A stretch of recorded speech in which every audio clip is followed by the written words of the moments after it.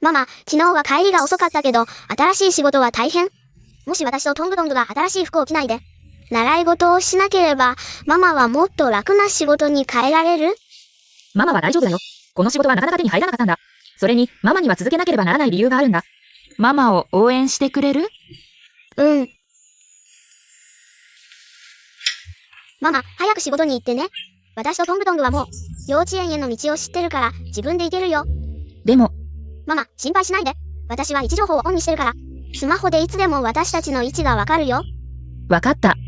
じゃあ、路上には気をつけてね。幼稚園に着いたら、ママに連絡してね。わかった、ママ。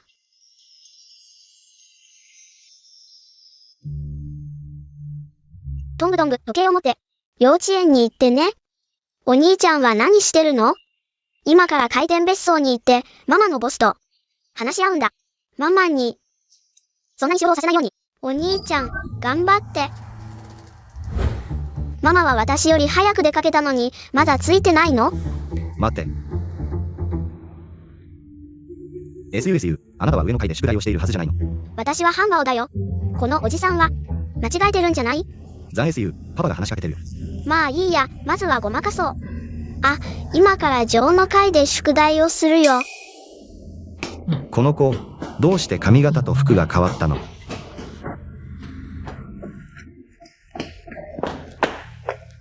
残家、来たよ。ラクさん、また遅刻ですか？道がすごく混んでたんだ。遅刻したんだから、どうするか言ってください。残家、ごめんなさい。謝罪が役に立つなら。法律なんて何の意味がある？ 30分遅刻したから無償で延長してもいいよ。仕事時間を増やしても絶対に文句は言わない。仕事時間を増やすなんて、まさにあなたの思うツボじゃない。給料もいらないよ。ママ、こっそりママに内緒できたんだ。まず隠れなきゃ、ママに見つかっちゃダメだ。あなたは誰？あなたは誰？どうして私とそっくりなの？ここは私の家だよ。その質問は私がするべきだよ。私は老師範、あなたは？ザン SU。私たちがそっくりなのは偶然？絶対に違う。私たちはきっと双子の兄弟だ。それはもっともだ。でもここで何をしてるの？ああ、ママを探しに来たんだ。でもこっそり来たんだ。ママには言わないでね。老師範はあなたのママ？そう、あなたのママでもあるよ。あなたのママだよ。なぜママはあなたを選んで私を選ばなかったの？ああ、そうだね。私のママはあなたのママ、あなたのパパはきっと私のパパだよ。ママは私を選んであなたを選ばなかった。じゃあ、なぜパパはあなたを選んだの？私を選ばなかった。そうだね。なぜだろう。きっと何か事情があるんだよ。ママがあなたに会いに来たじゃない？私より幸運だよ。私はこんなに大きくなって。まだパパに会ったことがないんだ。悲しまないで。来て、私が連れて行ってあげる。私たちのパパに会いに行こう。残家、私が何をしても、あなたは満足しないの？子供を連れるような簡単なこともできないの。あなたに満足できることは何があるの？あなたはそんなに完璧なの？違う女の人に子供を送り迎えさせて、あなたの行動は残家に深刻な影響を与えるよ。あれは全部ザン SU の親戚だよ。明らかにあなた自身が汚い考えを持ってる。何を考えても汚い。バイナンニングは？彼女は残 SU の親戚だよ。私の私生活には干渉する権利はないよ。私も面倒くさいけど、お願い、もし子供を持つつもりなら、残 SU が十分な安全感がない状況でしばらく隠してくれない？誰から聞いたの？私がバイナンニングと子供を持つつもりだって。シロさんが直接言ったよ。わかった。直接ザン SU に伝えるよ。もうこれ以上、彼に弟や妹を増やしたりしない。それはどうかな。言い切るのは早いよ。いつか突然、弟や妹が2人現れるかもしれない。それってどういう意味？どういう意味もないよ。君は浮気症だし、外で何をしているかわからない。私生児がいるかもしれない。見て、あれが私たちのパパだ。連れて行ってあげる。パパ。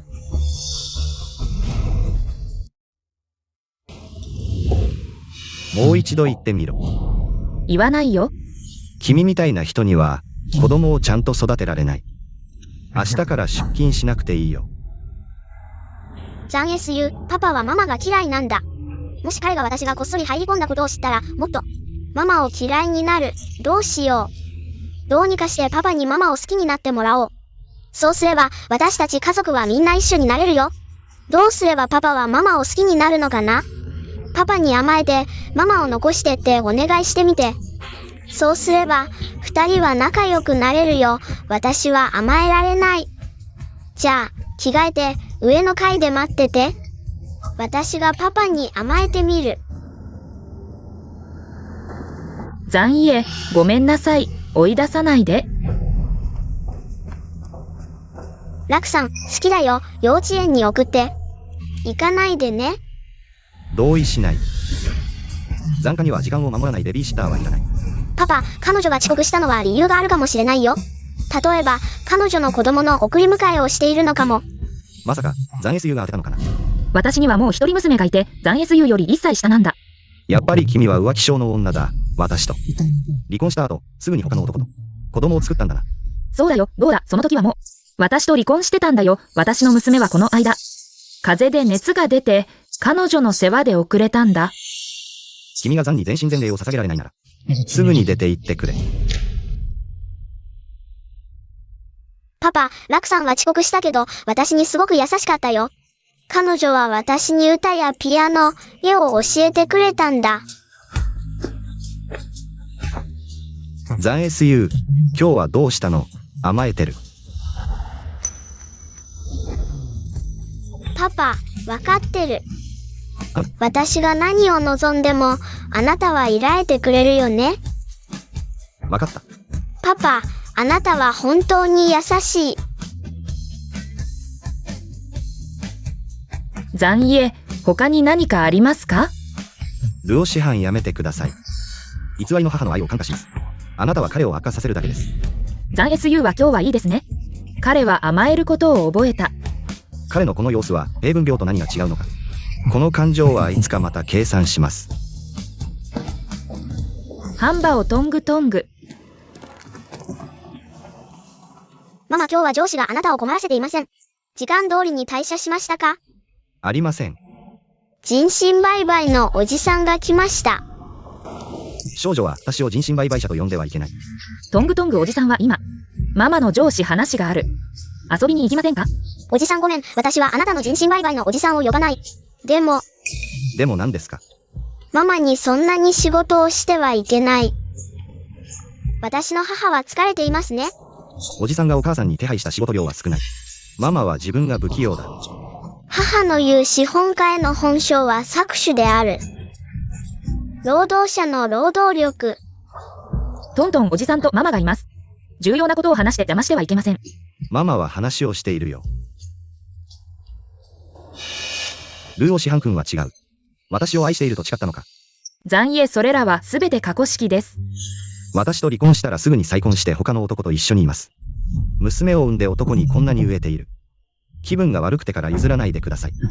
残はあなたを見ました。残家。SUSU はママが必要です。彼はいらない。パパは悪者だ。ママを辞めるなんて。残 SU 明日、私はお父さんに会います。パパにママを辞めさせてはいけない。身分がいいですか？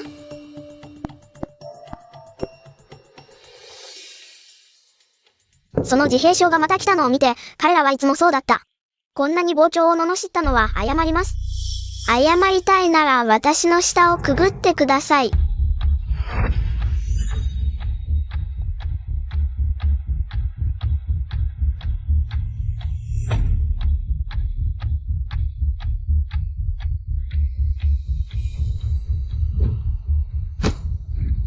今後、あなたたちは私を罵ることができます。私は直接使います。拳であなたたちを解決します。ザンはなぜ喧嘩をしますか？先生、私が喧嘩をしていないのは彼らが先に私を罵ったからだ。親に電話してパパを幼稚園に呼んでこい。こういう問題児は本当に面倒だ。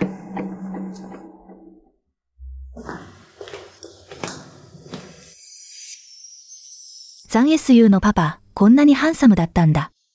あの超大物スターよりずっとかっこいい。残 SU、どうしたの？ザン SU が他の子と喧嘩した。他の子は彼にぶん殴られて鼻血だらけ。残 SU、怪我はない。残 SU は自閉症で、全く口を聞かない。真相はどうなのか。全部私がでっち上げ放題じゃない。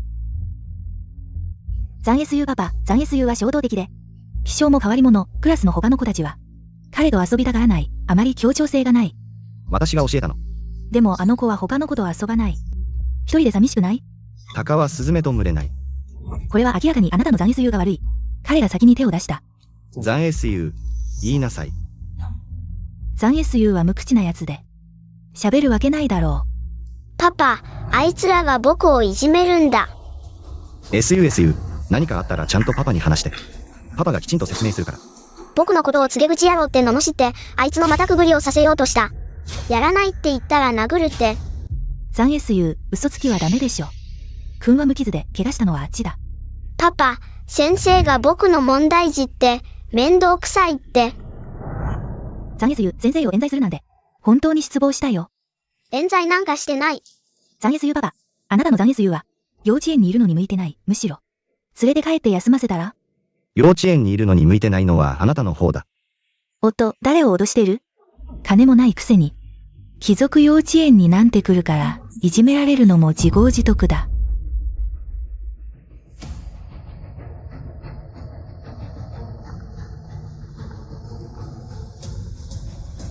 もしもし、園長。あなた、とんでもない大物を敵に回した。荷物まとめてさっさと出ていけ。園長、何か間違えてません？敵に回したなんて。どんな大物ですか？菅の御曹司。残陽は残 SU のパパだ。あなた、度胸ありすぎじゃない？よくも敵に回したな。帝都で有名な縁田殺人。何？残 SU のお父さんが私たちの学校の最も隠れた大物だったなんて。自分で死にたいならいいけど、私たちを巻き込まないで。幼稚園を。残へ、私を封殺しないでください。SU、あなたをいじめた人は、みんな報いを受けるよ。お父さん、すごい。行こう。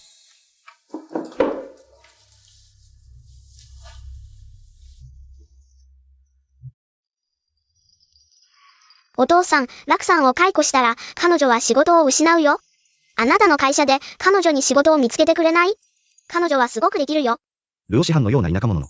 下品な女は、お前たちのような子供を騙すための甘い言葉しか知らない。彼女に何ができるっていうの？お父さん、老師範は私を騙してないよ。彼女はたくさんのスキルを持ってる。じゃあ、明日彼女に電話して。会社に面接に来てもらおう。でも、お父さんは彼女に特別扱いはしないよ。彼女は自分の力で頑張らないと、いい。やった。お父さん、私を適当にあしらってるんじゃないよね。チャンスは与えた。彼女がそれを活かせるかどうかは。彼女次第だ。ルオ師範。田舎から来た娘、お前に何ができるっていうの？カナの面接に受かるなんて。楽さん、これは私たちの総裁があなたのために用意した試験です。私たちのカナのウェブサイトにアクセスして、その中の任意のコンピューターに侵入できれば合格です。そんなに簡単？残飯樹へ私をバカにしているなら、ちょっと見せてあげる。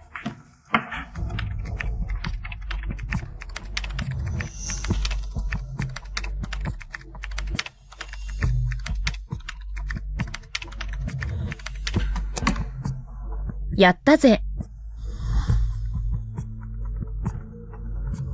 もしもし、何？総裁のコンピューターがハッキングされた？ああ、お嬢ちゃん、コンピューターをハッキングしろって言ったけど、総裁のコンピューターをハッキングしろって言ったわけじゃないよ。彼自身が言ったじゃないか。本社のコンピューターは自由にハッキングしていいって。そうだけど、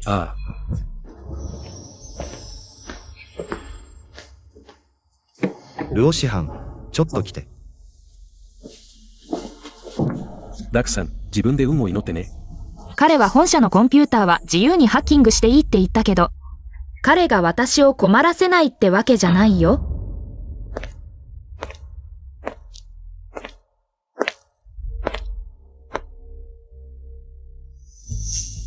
この田舎者が真面目に着飾ると、なかなか見応えがあるね。やばいやばい、残飯樹へがまた何か悪巧みを考えているんじゃないか。残影、私が会議中だとは知らなかったんです。知らなかったんだから、私を責めないでね。この城のポジション、好きなものを選んで。残飯樹へのアシスタントができたら、残 SU に近づける。でも残ハンジュエは私が嫌いだ。この親子二人、私は一人だけを助けるしかない。私は社長アシスタントを選ぶ。なぜあなたがこのポジションに適任だと思う？なぜなら私は常人を超えたハッカー技能を持っているから。そして管理能力も十分に適任だ。社長アシスタントというポジションに。仕事の経験はある？ない。全部独学だ。あなたは三流専門学校の卒業生で、資質が平凡なのに、独学でハッカー技術を学んだ。私のパソコンをハッキングした。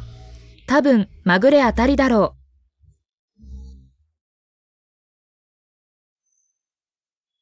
う。ルオ師範。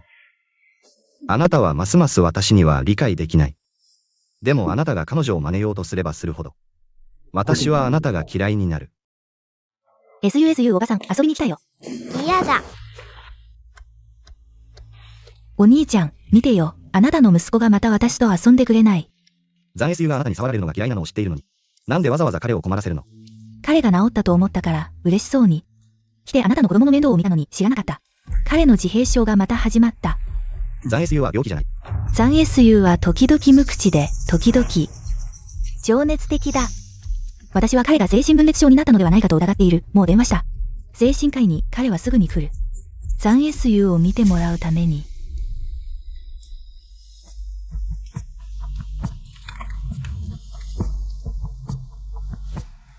残 SU、ジャン先生がさっき言った。あなたの病気はまだ初期段階で、私たちが積極的に治療に協力すれば、きっと治る。私は病気じゃない。もう決めた。ジャン先生の治療計画に協力する。反対無効。パパ、ママと復縁して。なんで急にそんなことを言うの？パパとママが復縁すれば、私の病気は自然に治る。残 SU、最近あなたの情緒が特に不安定だ。もしかしてルオ師範のせい？あなたはもう知っているの？ルオ師範が自分のママだってこと。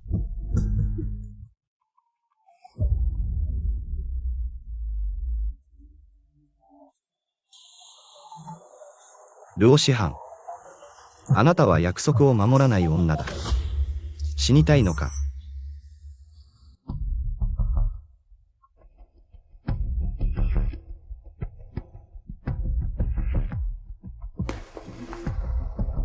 残影、どうして来たの？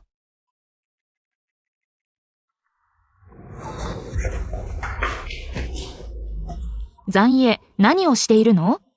残 SU はもうあなたが彼の母親だと知っている。何を言っているの？まだ言い訳しているの？私はしていない。あなたは底なしの女だ。本当に言っていない。ルオ師範、あなたがいなければ。残 SU はあなたの正体を知ることはなかった。明らかにあなただ。誓ってもいい？本当に言っていない。黙れ。私が今どれだけあなたを憎んでいるか知っているのか？なぜ？あなたのせいで、残 SU は、精神分裂症になった。何？あなたは彼の母親への憧れを利用して、私に近づいた。あなたはそうすればまた、残夫人の座に戻れると思ったのか？違う。言い訳するな。ルオ師範、私はあなたに1億円をあげる。48時間以内に国を離れ、二度と戻ってくるな。残影。私は SUSU を離れることはできない。それはあなた次第ではない。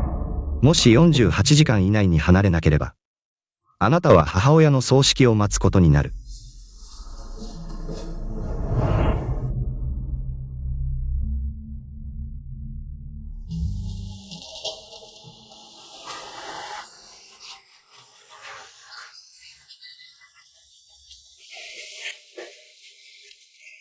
ママ、どうしたの？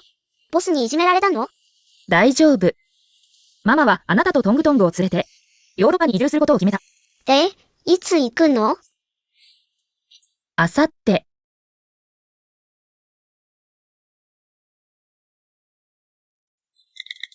残 SU、私たちはヨーロッパに戻るわ。残 SU。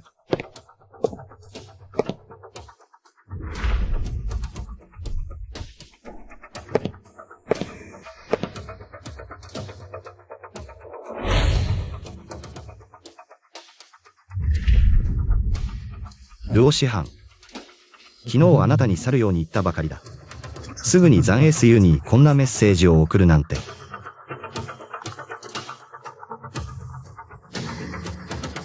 どうしたの？ザン・ハンジュエ、あなたの息子は、こっそり家を出た、知らなかったの？彼はどこにいるの？ザン SU は今、ある居住ビルに着いた。彼は一体誰を探しているの？彼は母親の漁師犯を探しに行く。ザン SU は自分のママが、漁師犯だと知ったの？彼についていて、漁師犯が、どんな手を使うか見てみよう。ザン SU を騙し回るなんて。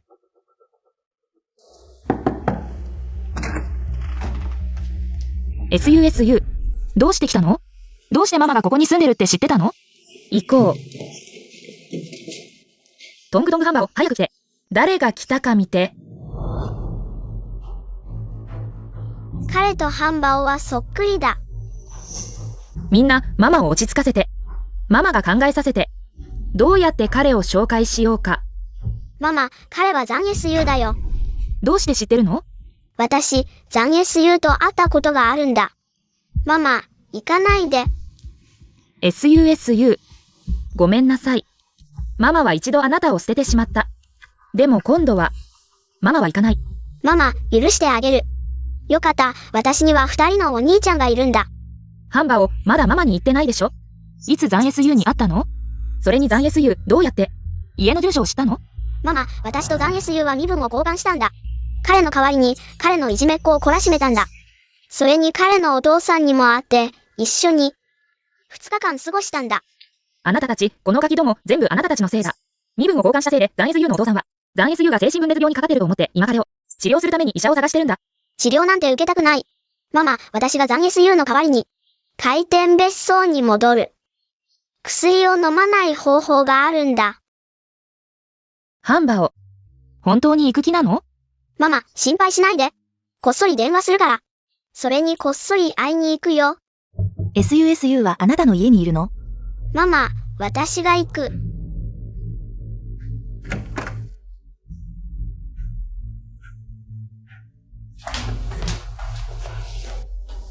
おぎしさん。兄貴が私にザン SU を連れて帰るように言ったんだ。ザン SU、行こう。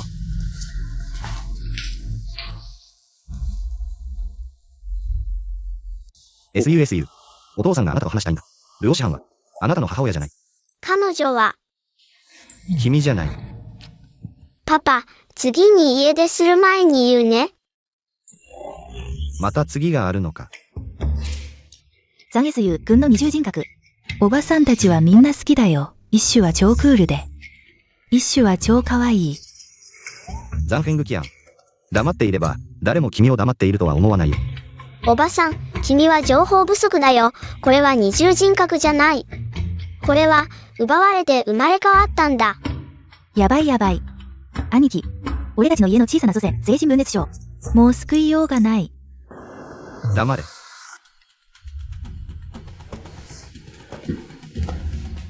漁師犯を調査してくれ。なぜ残法は彼女に会うたびに別人になるのか。問題ない。明日漁師犯を追跡して、必ず彼女が海外行きの飛行機に乗るのを目撃しなきゃ。わかった、すぐ行く。じゃあね、ベイビー。おぎしさん。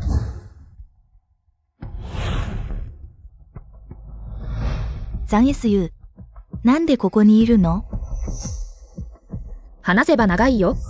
見てしまったんだから、中に入って座って話そう。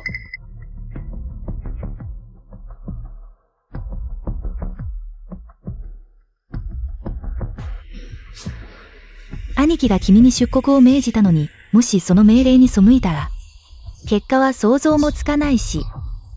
君はザン SU を連れているんだ。私には私の事情がある。ああ、おぎしさん。三宝はなぜ君のところにいるの？兄貴の家にいるべきじゃないの？おぎしさん。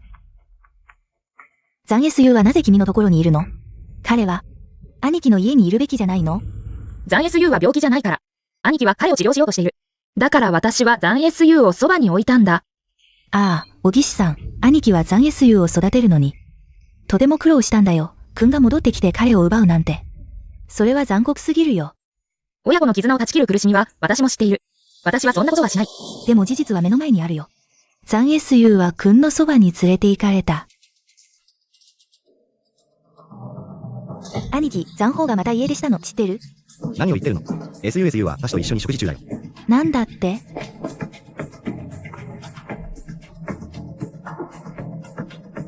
どういうこと？残 SU が2人いるの？残 SU は2人いないよ。1人は残 SU。もう1人はハンバを。 2人の子供だよ。そう、この2人のやんちゃな子たちは私に隠してたんだ。こっそり身分を入れ替えてたからあなたたちに迷惑をかけてしまった。じゃあ、私が見たのは、冷酷な残意と活発なハンバオが交互に現れていたのね。そうだよ。よかった。うちの残 SU は病気じゃないんだ。お前こそ病気だよ。このガキ、何言ってんだ。礼儀知らずだな。兄貴を罵るな。お姉さん、この天使みたいな子は誰？これは。可愛すぎる、うちの残 SU の。幼馴染にでもしようか。バカじゃないの。このガキ、おばさんがお前の嫁を探してるんだぞ。何言ってんだ。おばさん、兄弟同士は、結婚できないんだよ。え、兄弟？お姉さん、この子は誰？私の娘、ラクシカンだよ。お姉さん。再婚したの？してないよ。残 SU、ハンバオとトングトング。3つ子だよ。え、トングトングも兄貴の子？トングトングも兄貴の子？うん。兄貴、すごいな。テングキャン。うん。今、あなたはもう知ってる。トングトングとハンバオの存在を。私をかばって隠してくれる？それとも兄貴に話す？お姉さん、どうして兄貴に話しちゃいけないの？兄貴が知ったら、ハンバオとトングトングの存在を、きっと喜ぶよ。パパは私が好きじゃない。私は家のない野良娘だって。私もパパが好きじゃない。この親子はまだ正式に会ってないのに、すでに敵対してる。お兄様が私をそんなに嫌ってるのに、子供のために。彼は私を裁判に訴えるでしょう。ああ。それもそうだね。お兄様は県政が兄弟で、私はちっぽけなアリのような存在。何をもって彼と争い、奪い合えるっていうの。小岸さん、どうか子供たちのことを考えて。もう一度兄にチャンスをあげて、ゆっくりあなたを受け入れさせるようにして。実は私、ずっと同じ場所で彼を待ってたの。小岸さん、その言葉にかけて、根性私はあなたを最後まで守ります。兄には、あなたがもう海外に行ったって伝えるよ。フェングキアン。ありがとう。あなたがこんなに賢く可愛いおい3人を産んでくれたんだから。私があなたに感謝すべきだよ。ママ、お腹すいた。ママがすぐご飯作るね。残 SU。残 SU や、あなたは。パパとママが復縁するの、どう思う？うん。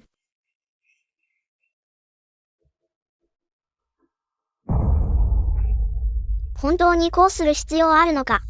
まさかパパとママと一緒に暮らしたくないなんて言わないよね。でもパパを傷つけたくない。じゃあこの件は、ハンバオに任せよう。本日の法律援助番組では、お年頃の。それではお子様にご要望を述べていただきます。私は残 SU、関総裁。残繁寿への息子です。今お願いしたいのは、法律援助で私の養育権をママに譲ってほしいです。ルオ師範、きっとあなたが息子を刺したんだな。法律援助を探しに行かせたのは。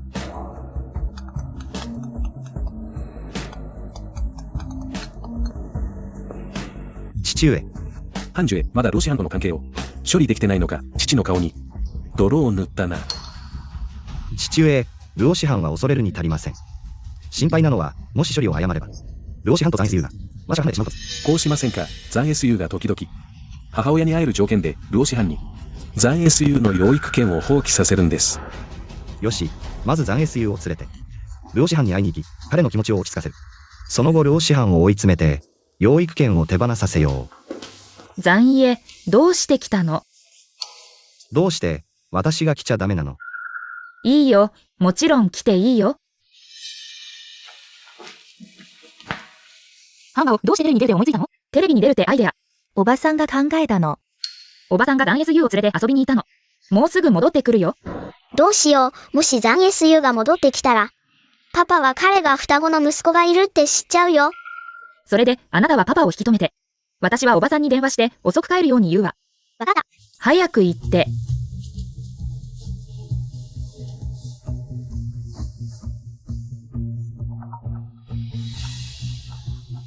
やばい、フェングキアンが携帯を持ってない。フェングキアンの携帯、どうしてあなたのところにあるの？彼女、家で退屈してたから、私と遊びに来たの。あなた、なかなかやるね。妹を買収して、息子まで買収したんだ。テレビに出るために。もし私が、テレビのアイデアは私が出したんじゃないって言ったら、信じてくれる？あなたじゃない。士官、ただいま。フェングキアン。お兄さん。お兄さんに残 SU を見られちゃダメ。フェングキアン、なんで寝るの？まず話し合おう。残 SU の親権について。いいね、ルオ師範。ついに。あなたの正体を表したね。SU、パパとルオ師範は。話があるから、先に部屋に戻って。ルオ師範。残 SU の親権は私のものだ。これはおそらく、あなたの思い通りにはいかないよ。もし協力してくれるなら、お金をあげる。あなたと娘さんが一生食べていけるくらいの。もし協力しないとしたら？それなら司法手続きを取るしかない。事前に言っておくよ。私たちの会社の弁護団は負け知らずだ。これで弱い者いじめじゃないの？それがどうした？子供の成長には親の伴侶が必要だ。あなたは独占したいんだね。残 SU の親権を。でも、あなたには彼と過ごす時間があるの？私は彼に世界最高の先生を呼んで、世界最高の教育資源を提供する。それであなたは彼に何をあげられるの？このボロボロの賃貸部屋以外に。まだ食べきれないカップ麺があるのか？まだあるの？彼らにカップ麺を食べさせてないよ。食べさせたのは、陽春白雪麺だよ。それがどうした？やっぱり子供の成長発育に影響するじゃない。子供があなたみたいに育ってほしいの。ちびっこみたいに。じゃあ、あなたは毎日残 SU に3回の珍味を食べさせてるけど、彼がそんなに背高くならないの見たことないよ。それはあなた自身の遺伝子が悪すぎるからじゃない。クソ野郎。値段をつけろ。いくらなら諦める気になる。残 SU の親権を。どういう意味だ？お前は金で隔てられると思ってるのか？私も残 SU のあんだ。そんなことで、あんなにあげられる思うが、残 SU の親権を。同意しないんだな。ならば、きっと金額が足りないからだ。こうしよう。10億元やる。残飯樹へ、たとえカガをくれても。いらないよ、言っておく。残法は私の心の中で無価値だ。よし、それなら金は一銭もやらない。子供の親権も考えるだけ無駄だ。グアンキアオルお家は破産する時だ。ルオ師範にひざまずかせて、直接謝罪させる。SU、家に帰ろう。本当に卑怯だ。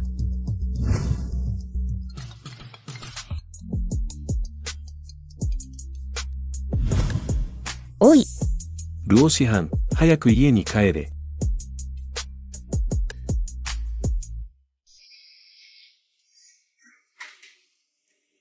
ルオ師範、なぜまだ死なない？もしあなたがそれほど私の死を望むなら、保証する。二度とあなたの前に現れないと。死ぬならいい。ただし、ルオ家を助けろ。難関を乗り越えるために。なぜルオ家を助けなきゃいけない？金があるときは、私のことを思い出さない。今行き詰まると私のことを思い出す。ル師範。あなた自身が残業を起こらせた。自分で問題を起こした。当然あなたが償うべきだ。ル師範。子供の親権を残家に譲渡すれば彼は解除する。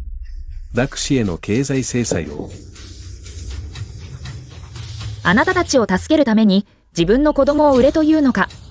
何の権利が？保証するよ、ラク氏の株式を。5% やる。5%。残飯樹へはなんと、10億元出したんだよ。あなたと取引するのは損だ。やっぱり残飯樹へと話しに行くよ。待て、30% やる。父さん、ルオ家の 30% の株だよ。10億の現金の方が現実的だよ。じゃあ 40%、これ以上は無理だ。これが私の限界だ。このガキ、お前はただのローイエの飼い犬だ。5% やる。もう十分だろ。お前はローイエを乗っ取ろうとしてるのか。ルオ家なんて興味ないよ。このクソ女、私を殴ったぞ。ルオ師範、お前は反逆だ。今日私に手を出したら、明日ルオ家と関係を断ち切ってルオ家がカガに乗っ取られるのを見るぞ。ルオ師範、私はお前の身の父だぞ。ルオイエが滅びるのを黙って見てるのか。私も守ってやる。ただし、条件を一つ受け入れろ。どんな条件？昔の漁師犯。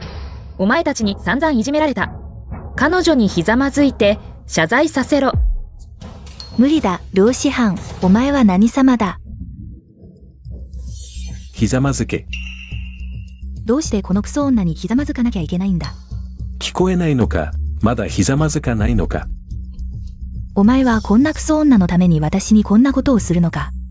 ひざまずけ。そうだ、これからは口を開けば。他人をクソ女と呼ぶな。これでルオイエを助けられるだろわかった。ルオイエのすべてを私の名義に移す。これからの損益はお前たちには関係ない。お前はまだルオイエを乗っ取ろうとしてるのか。すべての債務を私に移す。それはちょうど。お前たちの望みだろう。お前たちも心の中でわかってる。今ルオイエを引き受けたら、一歩間違えば、取り返しのつかないことになる。私の提案を受け入れるかどうか、お前たちで決めろ。ダメだ、父さん。漁師犯は我々だ。ルオイエが苦境にあるのを利用して、ただで手に入れようとしてる。我々のルオイエを自分のものにしようとしてる。私が戻ってきたばかりなのに、妹はこんな風に私を迎えるのか。お前の教養はどこに行った？お前は私の母を殴り、ひざまずかせた。お前の教養はどこだ？お前の母は私の母を制裁の座から引きずり下ろした。母さんのベッドで寝る。母さんのお金を使うあなたの母さんは教養がある。父さん。もしあなたが楽死を全部彼女にあげたら、私たちは何もなくなってしまう。私は官の総裁のアシスタント、グアンキアを知っている。彼に頼んで、残影の前で。私たちのために良い言葉を言ってもらう残影はきっと許してくれる。私たちの。そうだ、もう一度父さんに弁護士声明を出させる分。彼女と関係を断つ私は残影を信じている。私たちの面子をくれないはずがない。漁師班早く出て行け。あなたがいなくても私たちルオイエはやっていけると思っているのか。ははは。残影はあなたを心底憎んでいる。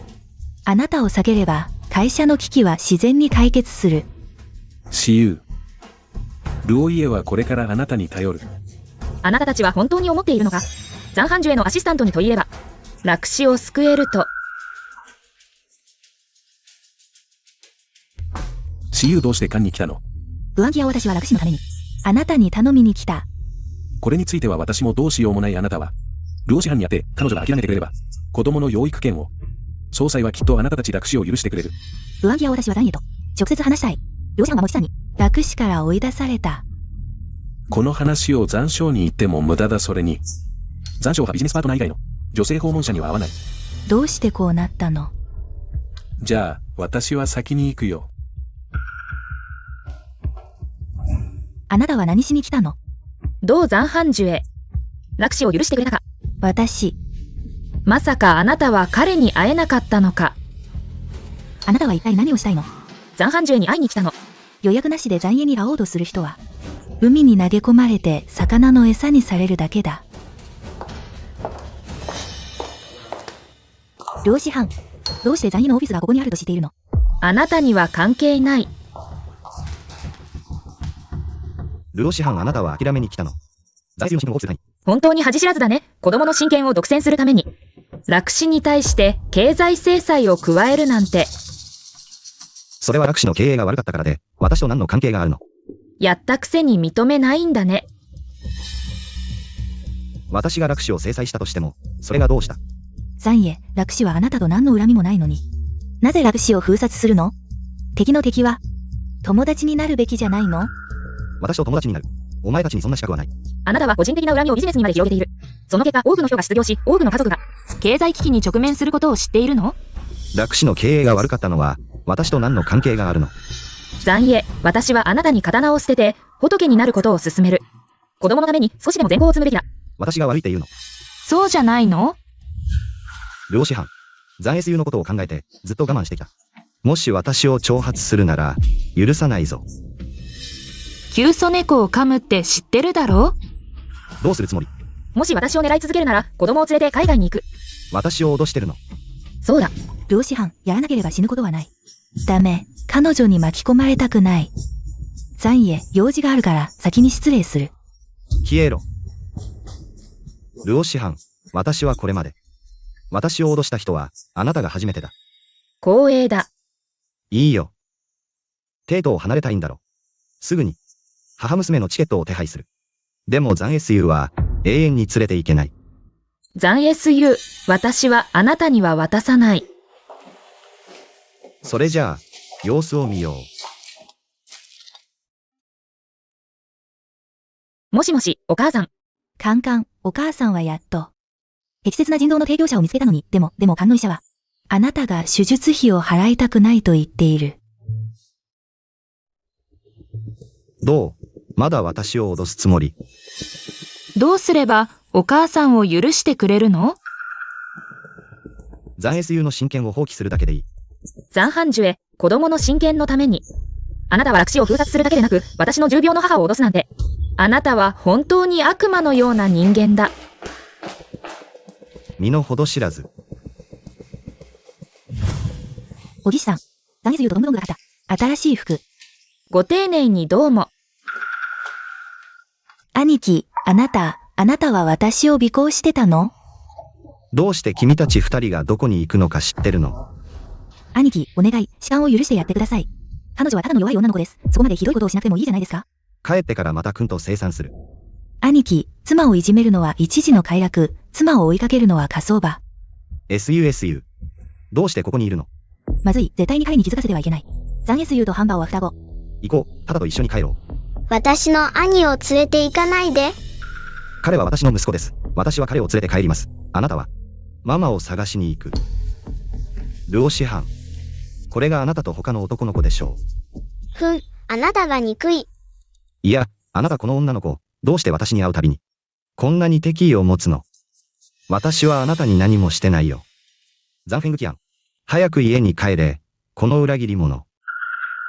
ザンハンジュエがザン SU を連れて行く。私は早くハンバを迎えに行かなきゃ。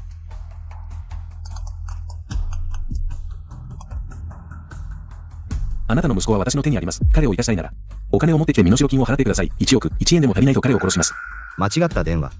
まずい。ザン SU。ただの詐欺電話で、人質はいない。ママを探しに行く。ダメ、座って。ベングキアン、うちのハンバオがいなくなった。どうしたの？さっきハンバオに電話したけど、彼の助けを求める声が聞こえた。彼はきっと人さらいに連れ去られた。全部兄貴のせい。もし兄貴がザン SU を見てなかったら、きっと幼稚園にハンバを迎えに行ったのに。どうすればいいの、ベングキアン。そうだね。まず中に入って待とう。もし相手がお金を要求してきたら、私は相手の要求を満たすことができる。もし私たちで解決できないなら、兄貴を呼ぶ。行こう。ママ。あなたの子供が誘拐されたんでしょ？はい、息子が誘拐されました。その子はいつ生まれたの？私が結婚する前です。それとも結婚後？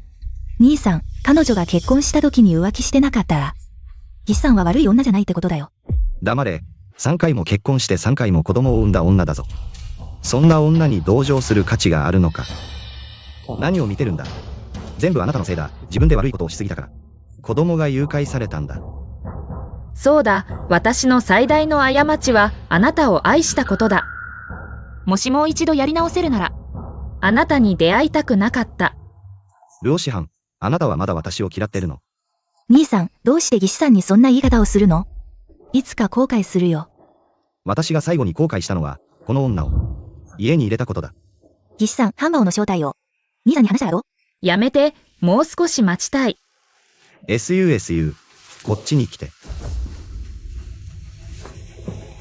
兄さん、ハンバオとトングトングは、あなたの子供だよ。もし真実を知ったら、きっと後悔するよ。パパ、ハンバを助けて。心配するな。パパはもう警察に通報したから、すぐに誰かがハンバオを助け出してくれる。先に部屋に戻りなさい。どうして通報したの？通報が人質にとって、どれだけ危険か知ってる？お前みたいな貧乏人が通報しなかったら、彼は殺されるぞ。ルオ師範。あなたは私を殴ったの？殴られるべきだ。お金を私の口座に振り込んで。いくら必要なの？ 2億。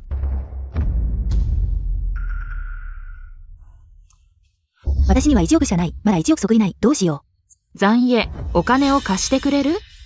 さっきは強気だったじゃないか。お願いします。私にお金を貸してほしいの。いいよ。ひざまずいて、私に頼んでみろ。兄さん、たったの2億じゃないか。私が貸すよ。いい？ここにはお前の用事はない。どっか行け。兄さん、私が彼女を助けてると思ってるかもしれないけど、実はあなたを助けてるんだよ。残影ハンバオは私の命です。絶対に何かあってはなりません。お願いします。2億円貸してください。この難関を乗り越えるために。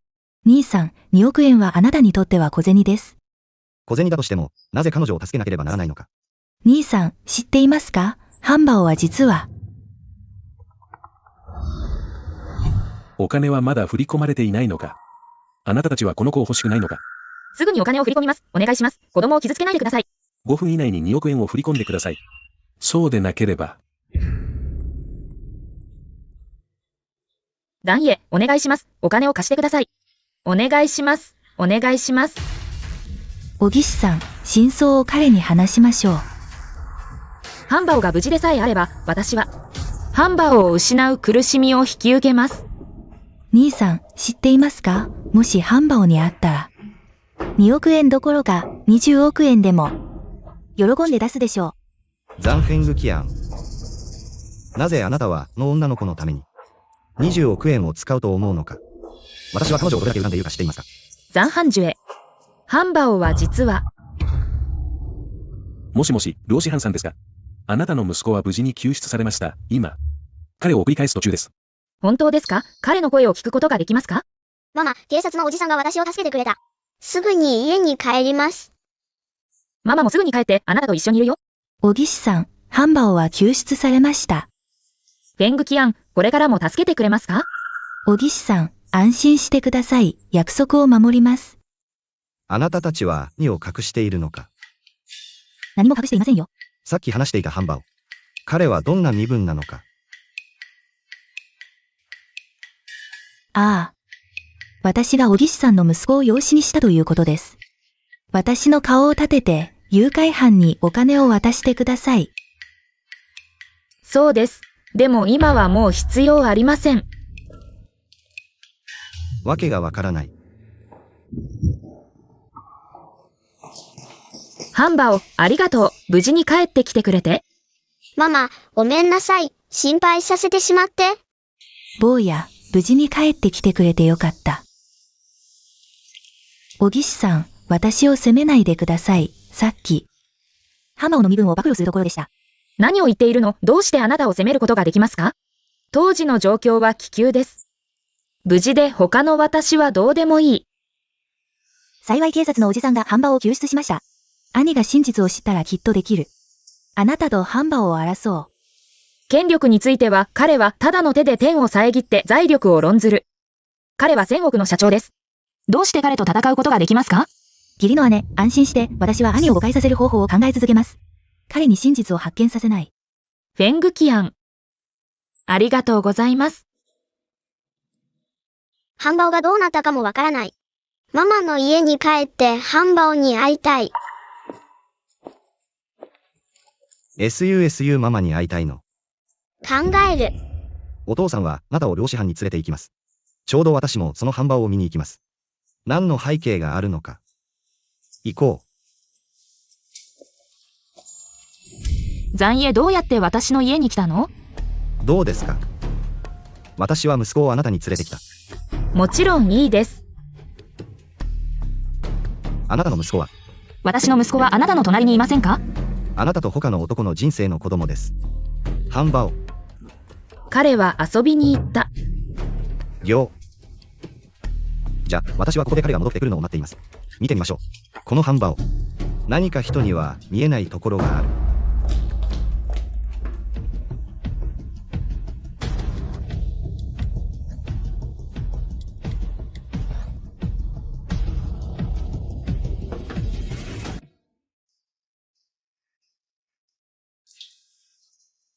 パパお腹が開いた。ルオ四半期にしないで。私たち親子二人はあなたを食べるために残っています。安い餃子でしょあなたは残しておくのが好きです。お父さんとお母さんが作った餃子は価値がないですな。でも美味しいです。ママをいじめてばかり。ママのことは言わないで。あなたの名前は何ですか？私の名前は言わない。かわいいですね。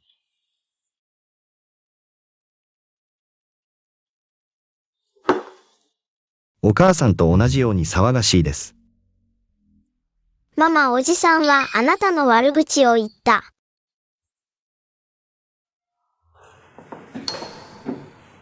彼を気にしないで。ルオ師範。残家は食事をしました。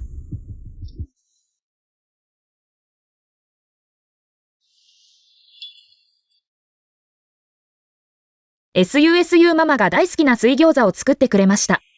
ありがとう、ママ。ママ、お兄ちゃんに会いたい。お兄ちゃんはどうして？そう、私はあなたの息子に会いに来たの。あなたの息子ハンバオは、彼はどこ？彼はお父さんと一緒にいるよ。お父さん。そう、私の元をよ。浮気症の女。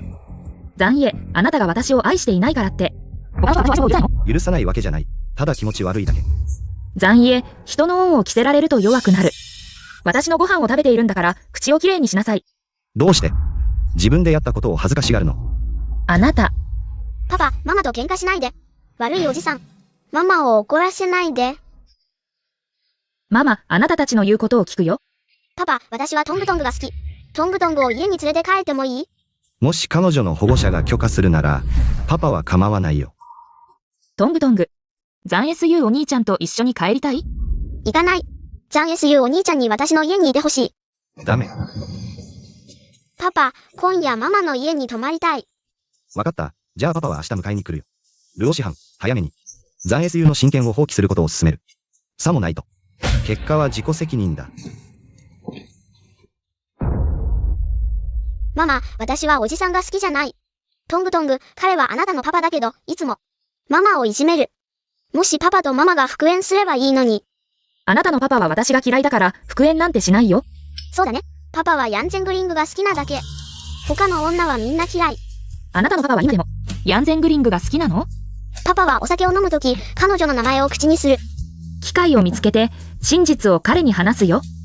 もしかしたら信じてくれるかも。どうしたの、パパ？息子、ルオ師範は、親権放棄の契約にサインした？発表したい。その件か。パパ、離婚協議書を手に入れてから、記者会見を開きたい。親権なんて、彼女にお金を払えばいいじゃないか。でもルオ師範は、今、欲しいのはお金じゃなくて、息子なんだ。お金をいらないなんて、骨があるね。でも、彼女は何を思って、私たちなんかと争うつもりなんだ。私も知りたい。久しぶりに、私のいい講師を見たな。SUSU に伝えて、明日おじいちゃんが彼を見に行くって。はい、お父さん。もしもし。ルオ師範、父が明日、ザン SU に会いたいって。今日、ザン SU を送り返してくれ。わかった。SUSU、おじいちゃんが海辺の別荘に君を見に行くって。じゃあ、午後には君をパパのところに送り返すよ。ザン SU のおじいちゃんは僕のおじいちゃんでもあるの？そうだよ。僕、まだおじいちゃんに会ったことないんだ。僕がザン SU の代わりに、おじいちゃんに会いに行ってもいい？それは SUSU の意見を聞かないとね。ママ、ハンバをおじいちゃんに会わせてあげて。わかった。じゃあ、午後にはハンバーを。おじいちゃんのところに送るよ。おじいちゃん。はい。孫よ、今日はどうしてこんなに熱心なんだ？さあ、孫の赤包みを持ってきて。はい、全部君のだよ。SUSU、おじいちゃんからの赤包み、早く受け取りなさい。おじいちゃん、赤包みはいらないよ。おじいちゃんが赤包みをくれる意味、わかってるのか？おじいちゃんがくれたこのお金で、何の努力もせずに、豪邸に住んだり、高級車を買ったり、やりたいことを。できるんだよ。なんでいらないんだ？他人からの贈り物を簡単に受け取ることはできないんだ。どうして？パパが教えてくれたんだ。人として自立し、強くなることを学ばないといけないって。素晴らしい生活を手に入れるためには自分の手で作り上げないといけないんだ。ハンジュエ、君は子供を本当によく育てたな。父の教えが良かったんだよ。SUSU、僕とパパがちょっと話したいんだ。君は一人で遊んでいてくれる？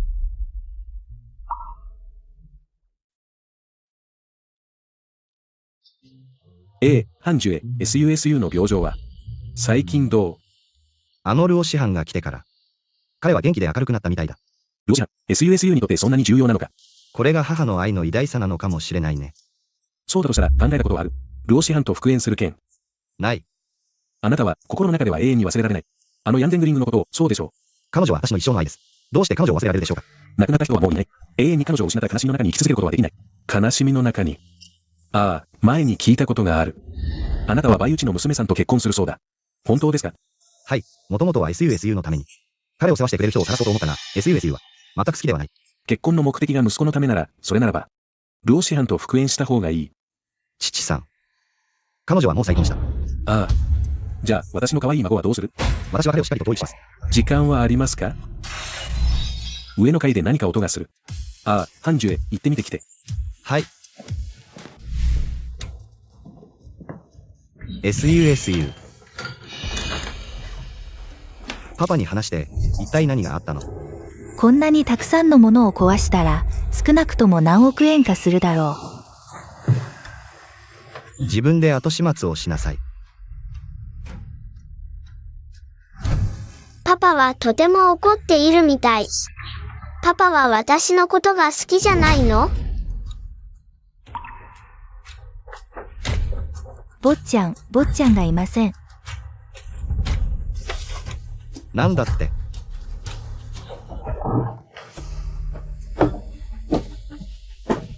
もしかして、彼はルオ師範を探しに行ったのか。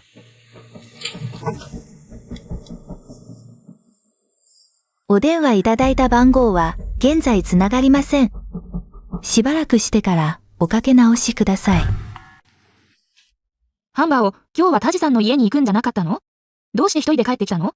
ママ、パパは私を愛していない。どうしたの？何があったの？私はうっかり SUSU の陶器を壊してしまった。パパはとても怒っているみたいで、私に部屋の掃除をさせた。この残飯樹へ何をしているんだ？パパは私のことが好きじゃないの？ハンバーを今日は残 SU として、タチさんの家に行ったんだよね。はい。見て、パパはきっと、陶器を壊したのは残 SU だと思って、自分が罰したのは残 SU だと思っているんだ。あなたを狙ったわけじゃない。だからタチさんは私に怒っているわけじゃない。もちろん、パパは子供に厳しいかもしれない。ママのように優しくはないけど、彼は、やっぱりあなたが大好きなの。わかったママ、大きくなったら必ず、お金を返すから彼に伝えてくれる？ママは必ずパパに伝えるよ。ドアを開けに行くね。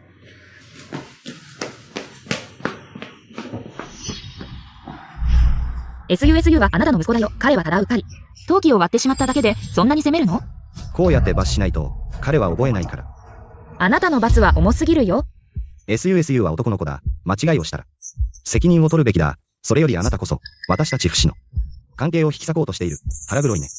あなたの心の中では、私はただの、噂を広めて仲を引き合う小人なのね。そうじゃないの。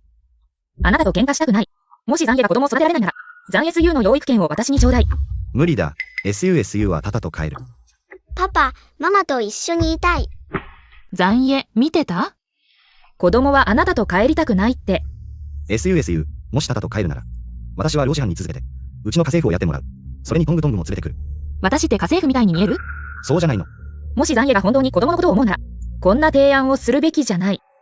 あなたには私の決定を否定する資格はない。もし私の身分を家政婦に限定するなら、私の教育する義務は知らないうちに奪われる。あなたは田舎者で、そもそも資格がない。私の子供を教育するなんて。私は残家に入って、ママとして、残 SU の生活を面倒見る。それに家賃も払う。もし回転別荘の家賃を調べてみたら、こんな高等無形な提案はしないはず。残家、値段を言って。月10万、払える。10万。一つの部屋。わかった。まずはしばらく借りていい？仕事が見つかったらお金を返すから。いいよ。利息は3割。悪徳商人。なんて言った？残家は心優しい人ですね。まずはお礼を言います。それでは明日引っ越します。残家、お手数ですが、部屋を一つ開けていただけますか？ SUSU、ママは明日家に行くからね。ルオドゥオと一緒に帰りなさい。ママ、帰りたくない。残家、少々お待ちください。SUSU に、説得が必要です。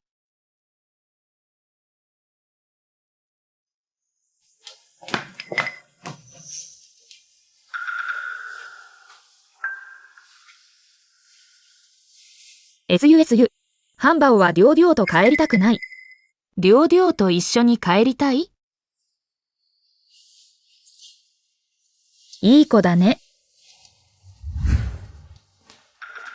パパ、SUSU、パパのこと怒ってないよね。なぜパパのことを怒るの？怒ってないなら早く帰ろう。パパ、どうしたの？あなたの服、さっきと違うじゃない。SUSU は時々ここに泊まるから。何着か着替えを買っておいたの。何か問題でも？別に、問題ないなら早く SUSU を連れて帰って。なぜそんなに急いで追い出すの？もしかしてやましいことでも。何言ってるの？ただハンバオの睡眠を邪魔したくないだけ。そういえば、あなたの家のハンバを一度も見たことないわ。彼は眠っているの。連れ出して合わせてよ。言ったでしょ？眠っているって。休息の邪魔はしないわ。ただ会いたいだけ。あ、行かないで。なぜ会えないの？もしかして何か人に知られたくない秘密でも。パパ、眠い。家に帰って寝たい。わかった。まず帰ろう。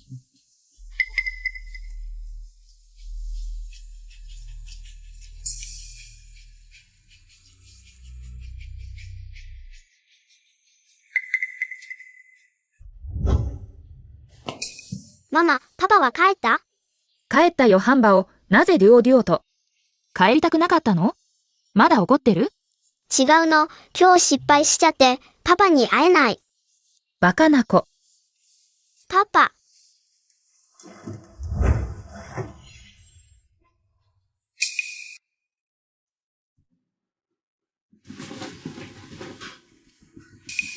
彼がハンバオです。ザニエ。ルオ師範。あなたが産んでくれたのは双子だったのね。兄さん、知ってる？もしハンバオに会ったら、2億どころか200億でも喜んで払うよ。出してよ。よくも私の子供を誘拐できたな。彼も俺の息子だ。誘拐なんかじゃない。ハンバオ。パパ。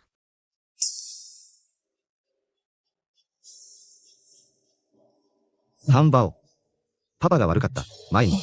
お前の存在を知らなかった。パパは。父親としての責任を果たせなかった。パパはこれから絶対にしっかり償うから。パパ、実はもう何度も会ってるよ。おじいちゃん。SUSU、今日はおじいちゃんに随分甘えるね。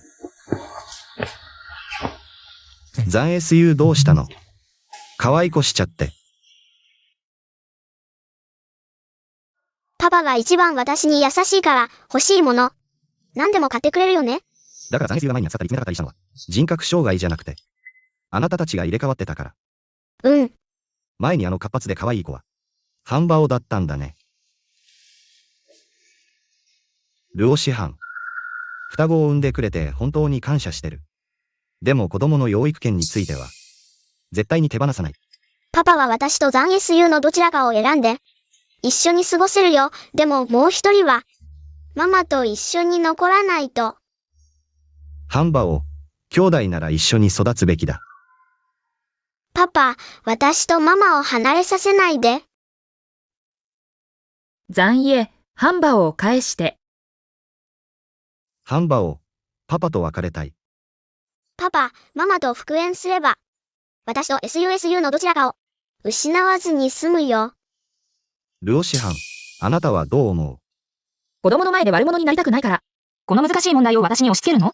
あなたの意見を聞いてるの。ザンイエ、5年前に自ら養育権を放棄したことは二度としない。我が残家の血筋は一人もかけさせない。パパ、さっきママを家に呼んで、私の世話をさせるって言わなかった？よし、ルオ師範。明日あなたの娘を連れて俺の家に来い。二人の息子の世話をするんだ。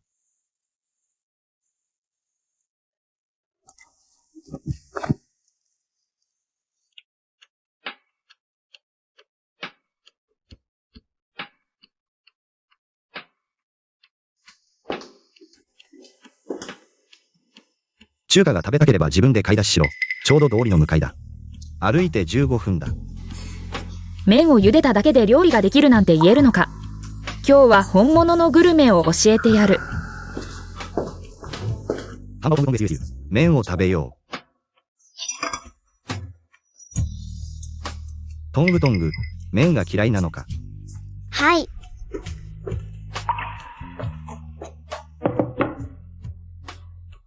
わあ、ピザだ。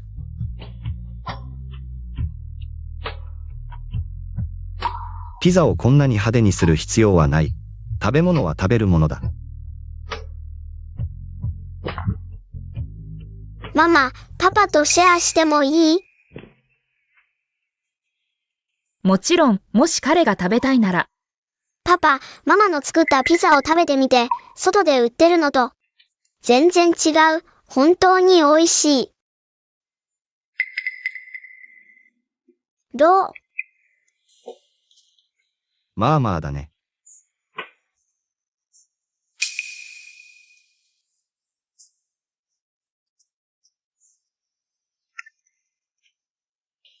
残影、ピザは美味しい？あまり美味しくない。とにかく食べたならお金を払わないと。いくら？これは火事場泥棒だ。残影、あなたは資本家だからわかるだろう。需要と供給によるものだ、私のピザは。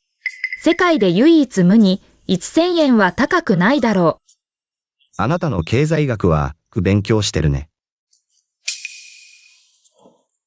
ルオ師範、私の分もまとめておいて。う。なんで？私はあなたのベビーシッターじゃない。これからはあなたが作るものを食べる。報酬も決める。月2万。それに、一定の休憩時間も。取引成立。ああ、SUSU、どうしたの？怖い。怖がらないで、ママがここにいる、ママが守ってあげる。来て。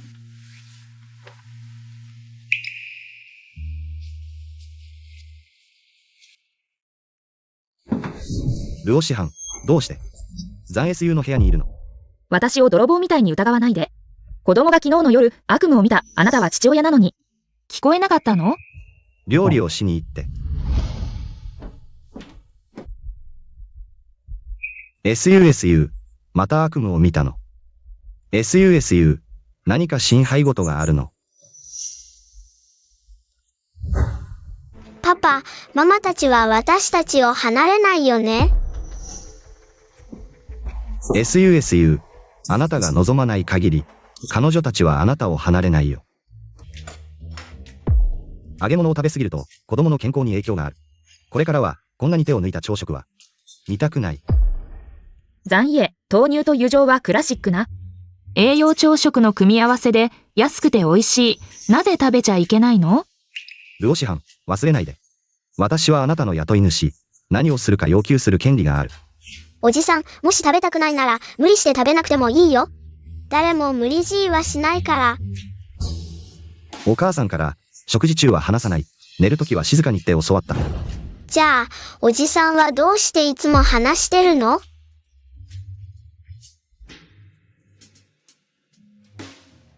私はもう残 SU と販売のために、新しい幼稚園を手配したよ。ああ。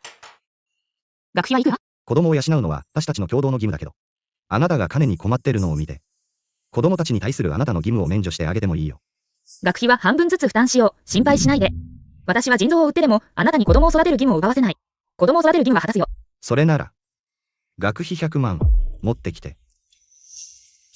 そんなに高いの？一人100万、AA 制でいいよね。いや、幼稚園はたくさんあるのになぜそんなに高いところを選ぶの？高いからって、必ずしも良いとは限らないよ。自分の無能を言い訳にするな。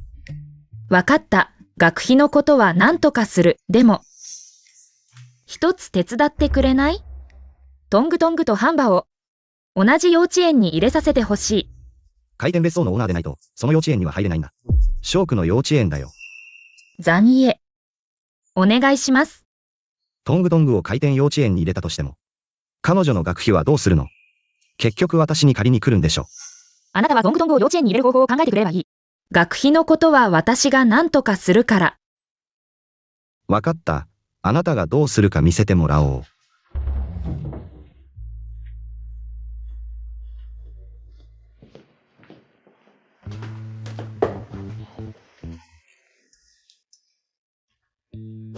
妹ちゃん、今日はとても綺麗だね。ありがとう、お兄ちゃん。この子、可愛いけど、私とは相性が悪い。毎日一緒にいたら、何年も寿命が縮まりそうだ。おじさん、こんな娘がいたら、寿命が少し縮んでも、別に問題ないかもね。今日は私にお金を借りに来たんでしょ。なんで自分で言わないで、子供を利用して目的を達成しようとするの。あなたは本当に卑怯だ。行こう、もう学校に行く時間だよ。トングトングの学費は心配しないで。彼女の学費は私が払うから。私の娘の学費はあなたに心配してもらわなくていい。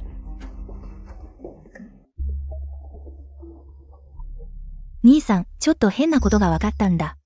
言って。私は老子班のすべての記録を調査した。彼女が生まれた日から今まで、でも、すべての資料、彼女に関する記録は、7年前で止まっている。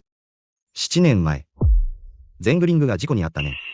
そう、私はまた、老子班が7年前。事故に遭ったことも調べた、ちょうどゼングリング姉と、事故に遭った時間と場所が一致する。何？こんなに偶然だなんて。そうだね、私もとても偶然だと思う。それに、老子班の今の性格が、ますますゼングリング姉に似てきていると思わない？彼女はもしかして。結局何が言いたいの？タイムトラベルドラマを見たことある？私は老子班が、あの事故で死んだのではないかと疑っている。そして今の老子班の、腹の中にいるのは、ゼングリング姉の話だ。ザンフェングキアン、そこで。デタラメを言うな、ルオシハンがどうして。ゼングリングと並べられるんだ。彼女は嘘ばかりで、下品だ。でも今の老子班は、ネット技術が一流で、彼女は変装術までできる。これらは、すべてゼングリング姉がかつて、持っていたスキルだ。それに。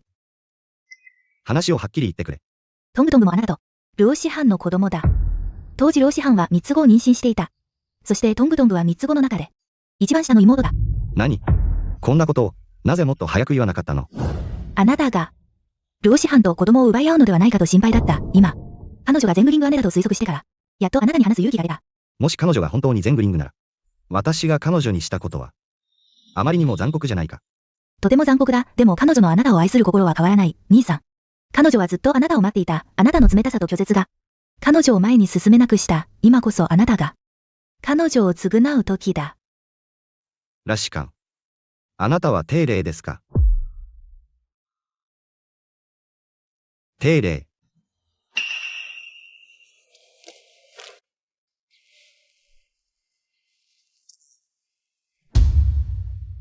用事があるから先に失礼します。わかった。じゃあ忙しいんでしょ待て、あなたは限定例だな。千夜、何を言っているのかわからない。まだ装っているのか。さっき君の名前を読んだとき。君は振り返った。私。教えてくれ。あなたは限定例なのか。もし私がいたら、私が限定例だとしたら、君は信じてくれる？以前なら、信じなかった。でも君が彼女にどんどん似てくるにつれて、信じるようになった。君が信じようが信じまいが、今の私は、ラシカンという身分だ。君がどんな身分であろうと、私は最初から最後まで。愛しているのは君だけだ。限定例。じゃあ、なぜもっと早く教えてくれなかったの？